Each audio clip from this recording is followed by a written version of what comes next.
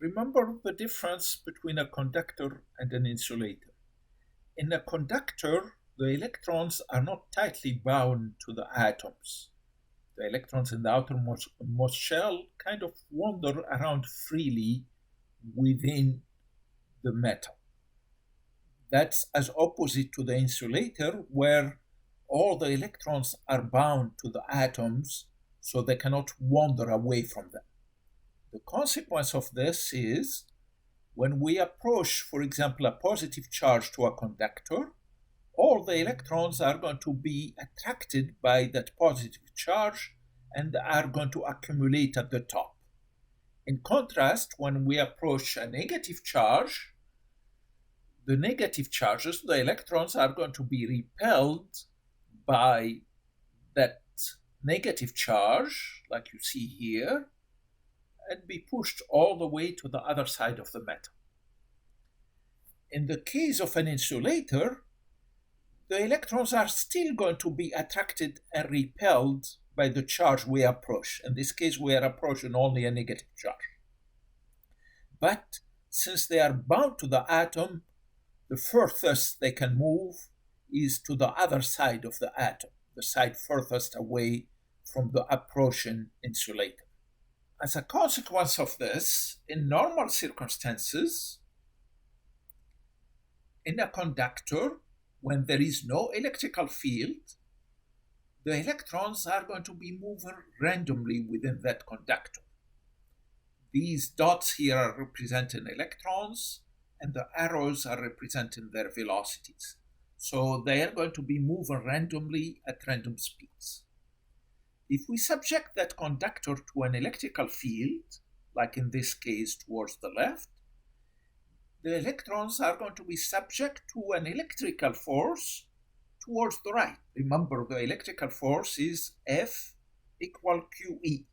Q being negative, the direction of the force would be opposite to that of the electrical field. As a consequence of that electrical force, the charges are going to be pushed towards the right. At equilibrium, they will accumulate towards the right here. So we'll have an accumulation of electrons, an accumulation of negative charge, and a lack of negative charges here. I will have a net positive charge here and a net negative charge here, which will result in an electrical field equal to zero within the conductor. Now, if we connect that conductor to an electrical circuit, so for example, here we have conducting wires, that electrical circuit is going to allow for the electrons to move in that conductor, to move into that conductor, and to move out of that conductor. So when I have a running electrical circuit, I will have electrons coming in from one end of the conductor, traveling within the conductor subject to that electrical field, and exiting from the other side. The overall number of electrons within the conductor is going to remain unchanged. Whatever leaves from here is going to be compensated for by whatever comes in from here.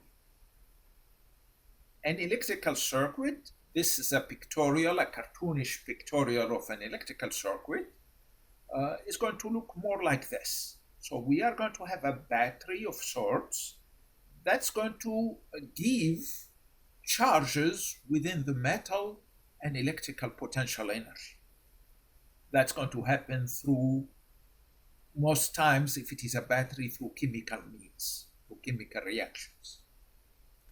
Now, the electrons then are going to travel within the conductor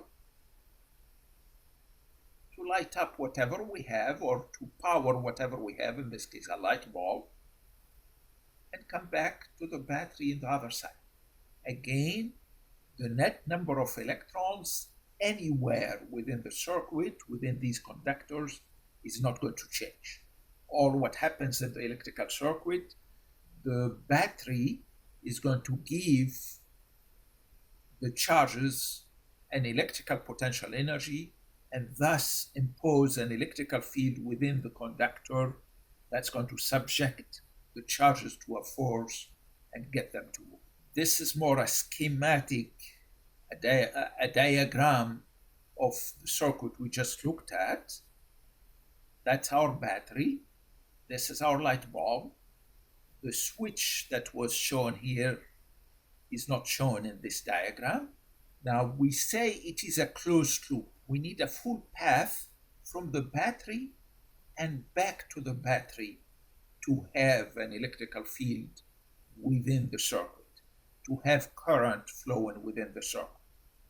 And notice here, what we refer to as current is not the direction electrons are going to flow.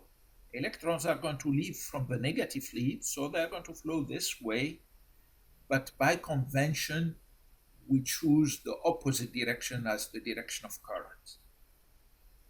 So in a light bulb, the electrons have to flow through the filament of a light bulb. This is an incandescent light bulb. Any other light bulb, it's the same story. The electrons have to move through the device, whether it is a light bulb or whatever, to power it. We need to have a full, complete path, a complete loop for the current to flow through our device and get us whatever we try to get out of that device.